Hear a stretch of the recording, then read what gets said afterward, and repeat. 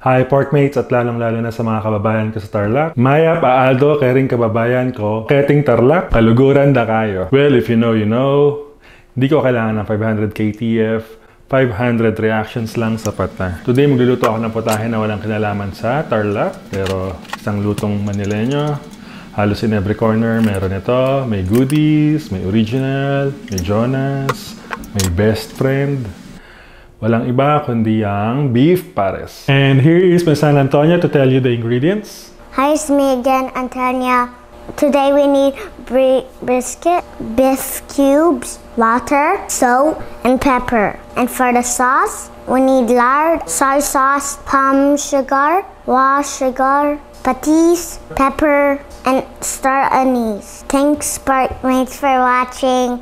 Back to you, Papa. Cut ko lang yung brisket into big chunks tapos season ng asin and then flour. At lalamasin ko to for 1 minute para well mixed. Yung purpose ng flour dyan ay para deep brown yung karne ng baka kapag nag-sear na ako. At sa paglaga, kailangan ko lang ng laurel, paminta at madaming sibuyas. Okay na. Sear ko muna yung karne then set aside tapos saute yung sibuyas hanggang sa maluto. Babalik ko yung karne then I will bring the water to boil. Tapos simmer ko lang for 2 hours. While simmering, gagawa na ako ng bracing liquid. So, saute ko yung madaming garlic, basta madami. Then, roast ko lang yung star anise para lumabas na yung aroma niya. And then, aalisin ko din. Tapos, magtutunaw ako ng palm sugar. Sasamahan ko ng raw sugar para may 2 layer ng sweetness. Tapos, lard. Then, toyo at patis para 2 layer din ng alat ang matitikman natin. Ibabalik ko na yung star anise. At pagkatapos na yung pinapalambot kong baka, kukuha ko ng stock para may dilute pa tong bracing liquid.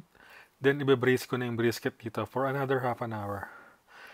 Wala na ibang kasunod dyan kundi plating na. Sa bowl, pinakamasarap kumain ito. Garlic cloves lang katapat para di sila magsasapuan katulad ni Luca at Kyrie. Enjoy the wild sat. Kung may chili oil kayo, go lang.